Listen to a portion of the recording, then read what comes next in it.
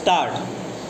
The instant appeal is directed against the judgment dated 27/11/2001, rendered by the learned single judge of the High Court of Judicature at Madras in second appeal number 1435 of 1990, by which the decree dated 23/1/1987 passed by the learned subordinate judge, declaring the appellant to be owner of the disputed property and directing the respondents to hand over the possession of the same to the appellant with masonry profits at the rate of rupees 2000 per month with proportionate costs, and affirmed by the learned district judge. The facts emerging from the record of the case are that the suit properties originally belonged to the family of the respondents were sold to the appellant for a consideration of rupees 43,000 by a deed dated 26/6/1983.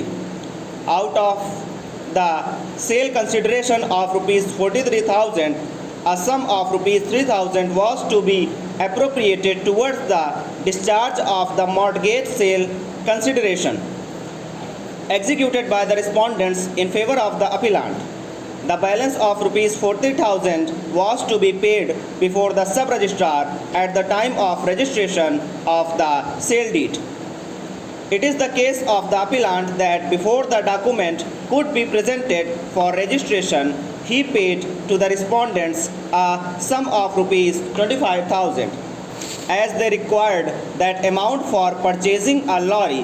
Therefore, at the time of registration of the sale deed, he was required to pay only the balance of rupees 15,000 to the respondents.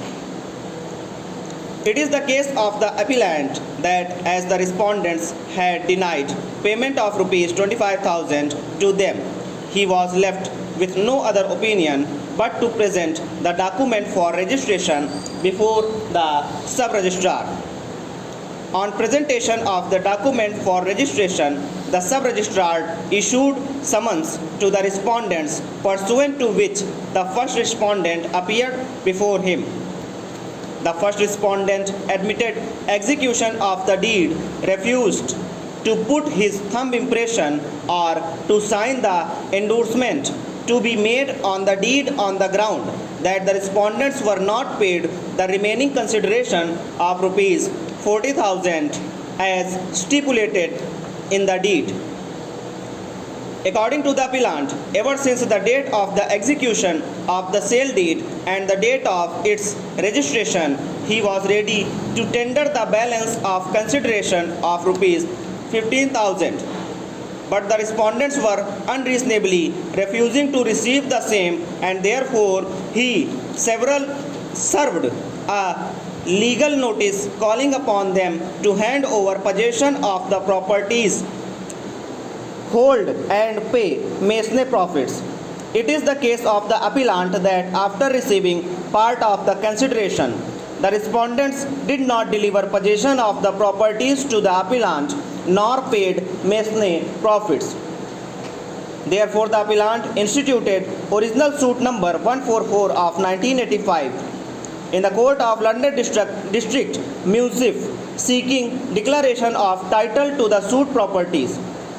The appellant also prayed to direct the respondents to hand over possession and to pay masonry profits of rupees 3,000 and for inquiry into future masonry profits. On service of summons, the respondents appeared and contested the suit filed by the appellant. They denied having received rupees 25,000 as advance.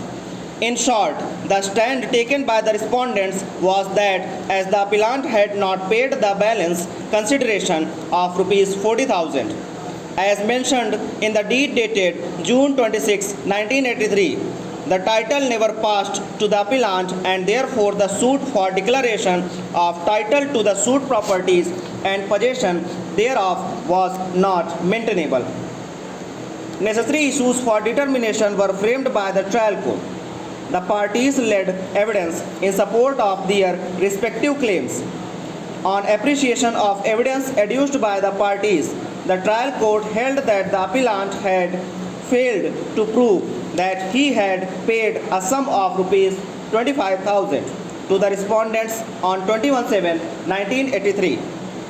The trial court, however, held that the appellant had acquired title to the suit properties when the seal deed dated June 26, 1983 was duly registered and was entitled to declaration of his title as well as possession of the suit properties with Masne profits. Stop.